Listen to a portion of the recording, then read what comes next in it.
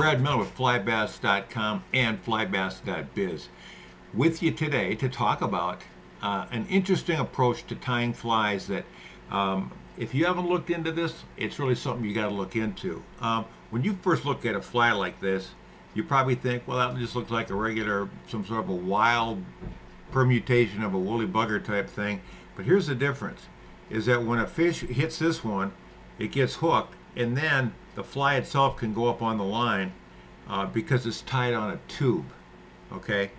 And tube flies, for those of you who have not tried tube flies yet, I really highly recommend you take a look at them. And the main advantage of a tube fly is the fact that you can put different hooks on the fly, a smaller hook, and you have a better hooking hookup and a better way to handle that fish.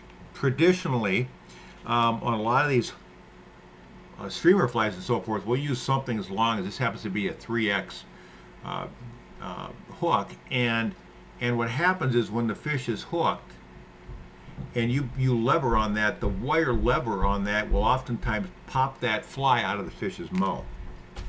And I've had it happen to me many times. So this season I'm looking forward to tying up a bunch of tube flies and seeing how they work on a smaller regular single type egg hook like you'd use for trout fishing. What do you need to tie tube flies? You can get a lot of different type of equipment, but I've been experimenting with it now, just starting out really, and I found that it's really fairly simple. But one of the keys is I happen to use a vise called an HMH here. And HMH was the company that came out with the concept of the tube fly.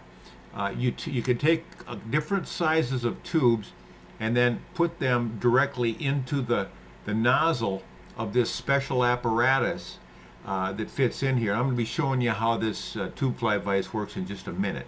But you can put in a couple of different sizes of tubing. What I have in here is 3/32.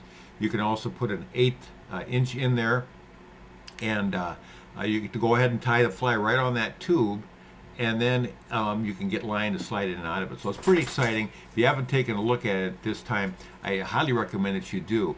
You don't have to buy an HMH vise to tie tube flies. You can also buy an adapter for your regular vise that'll work with the equipment. You can get your resources for tube flies right on flybass.biz. So take a look at this very close. I've got some more videos coming to show you a little bit more on how to tie a tube fly. Stay tuned.